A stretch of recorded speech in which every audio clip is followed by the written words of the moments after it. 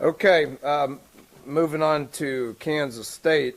I want to lead off by just talking about really exciting time just this week. Homecoming, I know is a big deal for everybody. Happy for our fan base to be able to experience this week. Thank you. As far as just I think our team's in a good place right now, 3-0. Finished the non-conference undefeated, which was our goal. Obviously, moving into Game 4, start of Big 12 play, will be a fantastic atmosphere this weekend, and I know our fan base is going to be enthusiastic. The stripe to stadium has always turned out good, so it's going to be sold out. Commend our students. Have picked up 12,000 tickets. We need that place to be rowdy. We need it to be as good as atmosphere as exists in college football. I know we'll have an opportunity to do that. Got a quality team in Kansas State coming in.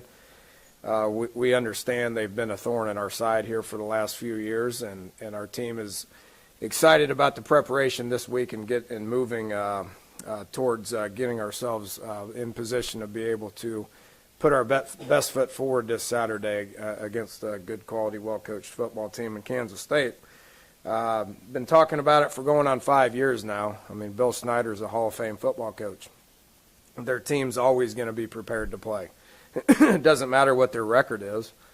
It doesn't matter what year we're talking about. He's put together quality football teams for years and years and years, and has been at Kansas State for a long time and has built that place up to what you currently see. So it's the same outfit it's always been. They're going to be extremely well coached. They're going to be very disciplined. They're going to be tough on all three sides, and it's going to be our biggest challenge yet. They went out to Stanford and almost beat those guys, which Stanford's a top 10 team.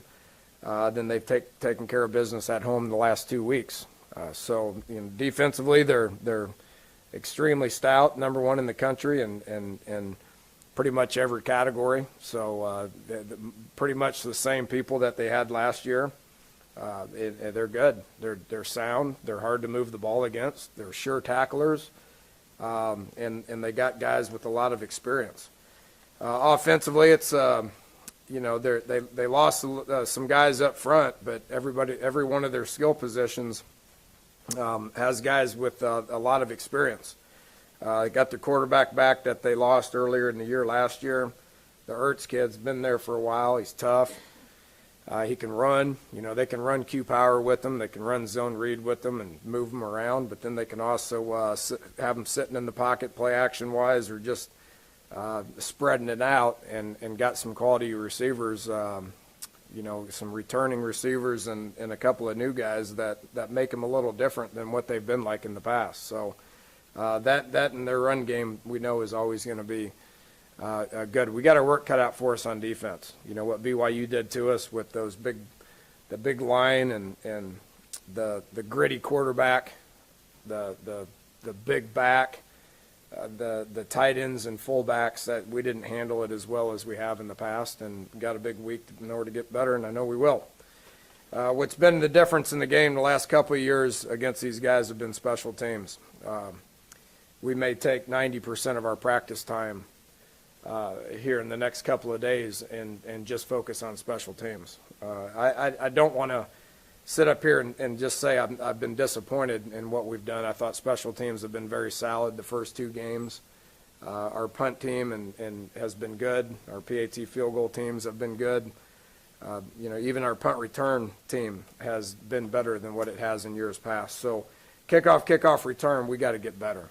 You just look at our average starting field position. It's the worst that has ever maybe been in college football a week ago. And then we put our defense in bad situations by not being able to cover kicks the appropriate way. Kansas State and Sean Snyder is as good as anybody in the country at it. They got us last year. They got us 2 years ago. If you think we may obsess over it a little bit, then you're probably right. So we got to get better in those units, and we will practice hard on it this week. So with that, we'll take some questions. So the special teams, is it personnel or is it execution? What do you work on? It's always all of it. If you're deficient in any of it, then you're going to get exposed. We're going to make some personnel changes.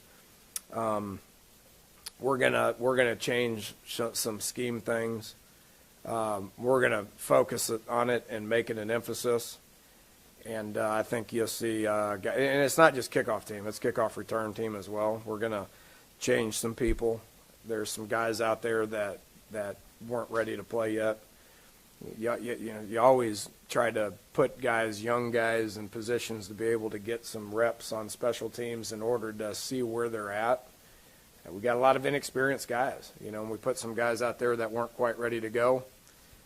We looked at that, and if it takes putting starters on there, then we will. If they need rest, then they'll rest on offense or defense. Our goal is to not get beat on special teams, and that's a huge goal this week. So all of the above: scheme, coaching, emphasis, personnel, effort, technique. You can say it's everything, and that's kickoff and kickoff return. Dana, on your kickoffs, is the goal always touchbacks, or are you still trying to Yes. pin guys inside the 10 or No. 15? I mean, I know what the Patriots do. We're not there. We can't place the ball like that. We can't do that. We can't. Our hang time was bad. Our ball placement was bad. We need to work on trying to get it where we need to. If you can get that thing in the end zone, and then that's great. It takes an awful lot of talent to be able to do what you just said, and we're not there. I think BYU did a good job of that. If you look at what they did, their kicker is really talented, and their hang time was really good, and that ball landed anywhere from the 1 to the -1 every time. So we're not there. He should help. He should help with that. We're going to evaluate it. And I've been very happy with Mike Molina. I mean, he stepped in without any experience at all. He stepped in 5 of 6 on field goals, made every extra point, handled all the kickoff duties, and didn't have his best day. So he needs to continue to get better. By having Josh come back, he will be able to create competition and alleviate the fact that Mike's our only guy to be able to handle those duties. So what exactly Josh does, we'll work hard this week to see how we divvy it up. And what we end up doing this week may change for the next week.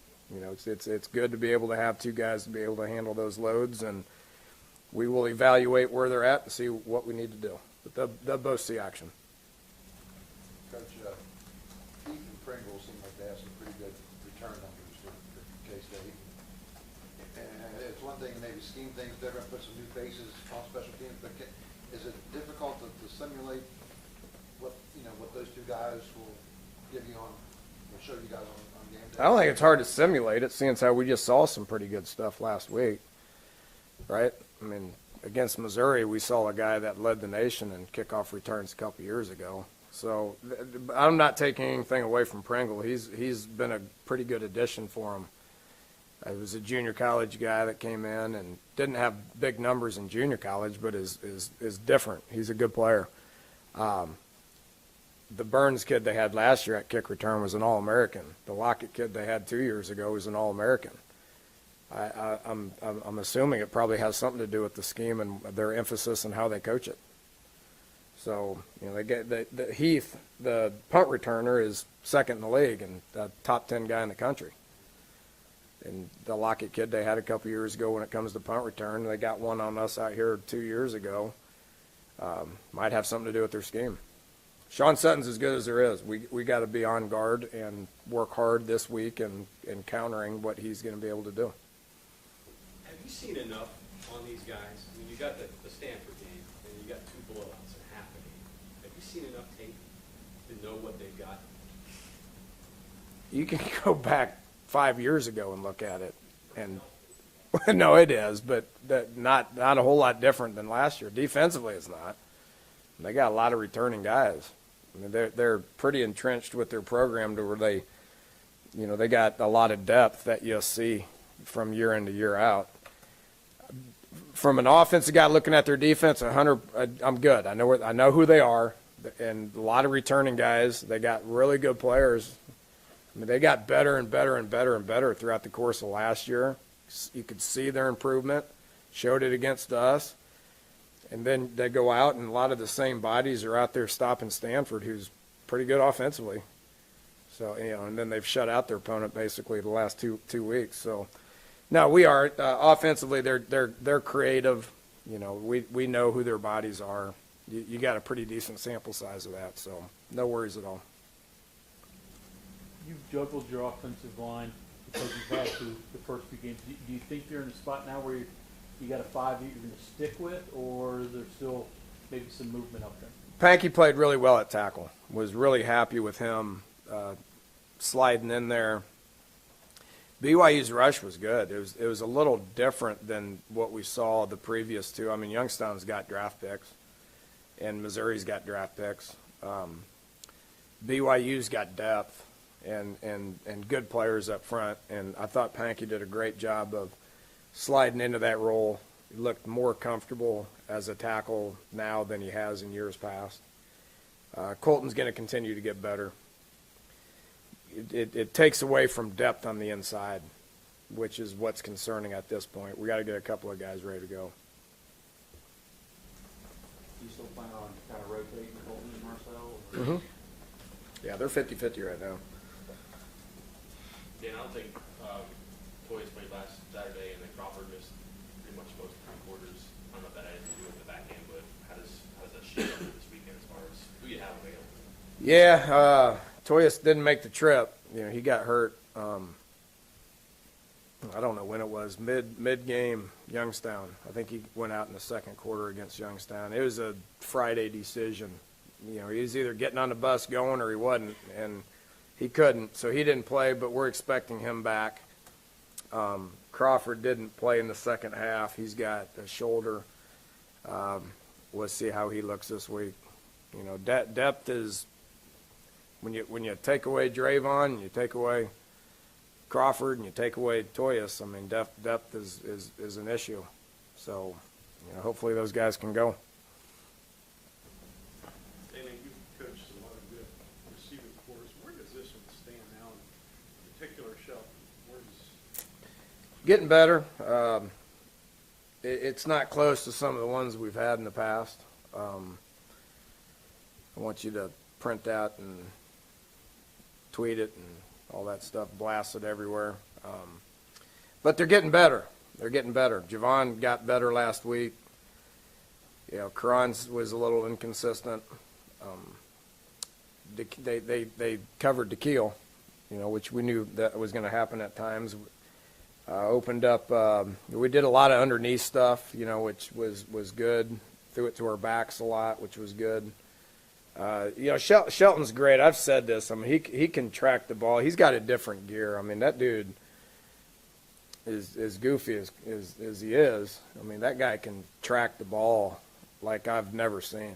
And not only can he track it, I mean, he catches it well over his shoulder, but he tracks it and somehow always finds another gear, which he can be running at a very, very high level fast, and then all of a sudden you can see another gear to go get the ball. So as good as I've had when it comes to that, it was good to see him catch a couple of balls underneath and make some things happen. That was different than what I've seen out of him. He continues to get better, and I know that entire receiving crew will continue to do that. With the way you guys use Years ago, Javon, he had trouble with his hands. What has happened because now, he's making some great catches. Holding on. He never had trouble with this. He had trouble with this. So just, I think Coach Carrier has been good for him. Just he ball drills these guys more than I've seen. So these guys are doing that. The relationship with Skylar is good. The timing is good. I said this a lot last year where, sometimes those guys aren't where they need to be, which is why the pass game didn't work out, which is why the ball looks like it's sailed or it was an incomplete, and, you know, boo the quarterback because it's an incomplete pass. Well, sometimes the pocket was bad. Sometimes the receiver was never in the right spots. I mean, that happened a lot. I'm seeing a lot less of that at this point right now.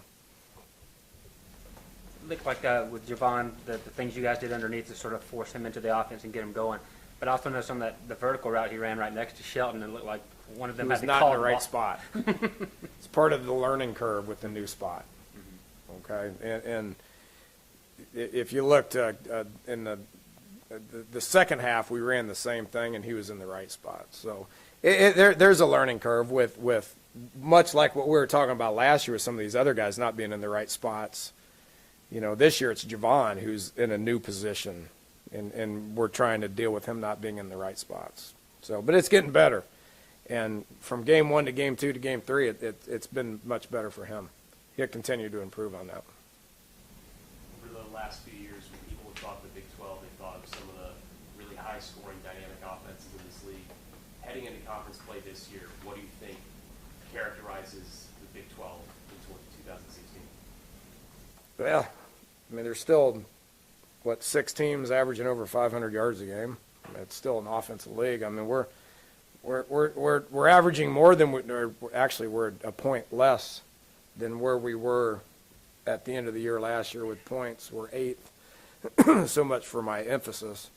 But we're 8th in the league at 33 points a game. So it looks to me like it's still offense. There's a lot of points being scored. There's a lot of teams doing a lot of good things on that side of the ball.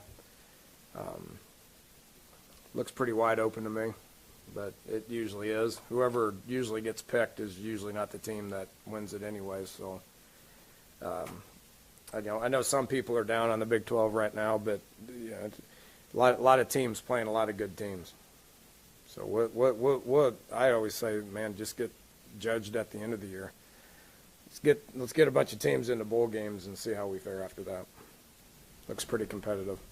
Dan, a lot of college teams run the quarterback, but Kansas State seems to do it, I mean, in a unique fashion. Like the power stuff they run, I mean, people have it, but nobody does it as much as them. Is that fair? Yeah, they invented Q Power. I wished we would have ran Q Power a little better last week on 4th and 1. We've had a lot of success with Q Power.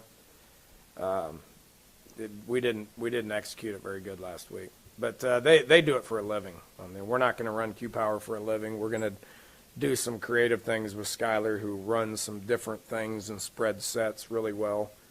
Some draw stuff, some designed runs. I think he does a good job of that. By no means are we going to do it like Kansas State does it. You know, I think they invented it, and so they're really good at it. It's a challenge to stop. Talk a little bit about Sean Walters and how he's come along, and I mean, he came in as a small guy, safety, had to wait his turn, and now it seems to be an important player. He's doing good. He's doing good. Been here for a long time. 10th semester. Probably has 3 or 4 degrees by now. But has always been hurt. You know, overcame a lot of injuries. I think the game slowed down for him. Doing a better job. What'd you think of Nana? Tyron? Made a play at the end of the game. Got in the backfield and got a quarterback hurry. And then made a play to seal the game. Maurice gets credit for it, but it wouldn't have happened without Nana. 5th-year senior, another one of these guys that's just like Sean, that been around for a long time. I remember 5 years ago against Baylor, he was out there at corner, and they scored a lot. And so he's been around for a long time, and it was good to see him make plays in sport. He's important for us on special teams. He's a nickelback guy, depth guy, but got in when he was needed and made a play. So, pretty excited for that. Any talk from you, especially, or any other coaches about 0-4 against this team? Do you need to talk to these guys about? No, you guys will handle that for us. In a finish like that where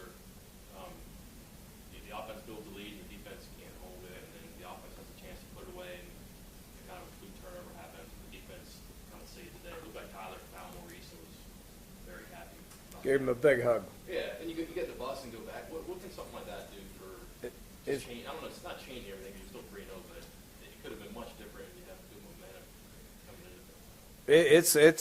in. It builds a team, like it really does. You know, offense was feeling pretty good about themselves after 3 quarters. Scored on 4 of our. We only had 7 possessions, and we're in the 4th quarter. And scored touchdowns on 4 of them. Feeling pretty good. That's good offense. Feeling pretty good about themselves. You know, defense gave up some stuff. You know, wasn't getting the ball back. Wasn't very good on 3rd down. Kickoff return. We're developing really bad field position. You know, if it ended like that, then it would just been with a 16-point lead or whatever, then ho-hum. But now all of a sudden offense has adversity and doesn't do their job very good. And defense has to get a couple of turnovers, you know, and that's great for team building. That's winning as a team. And in order to be able to win a lot, that's got to happen. I mean, offense has got to be able to go in there and do some good things when defense is struggling, and defenses have got to go in there and do some things when offense is struggling, because it's going to happen in every game for the rest of the year. And so if your team can sense that and do that, then it puts you in a good place.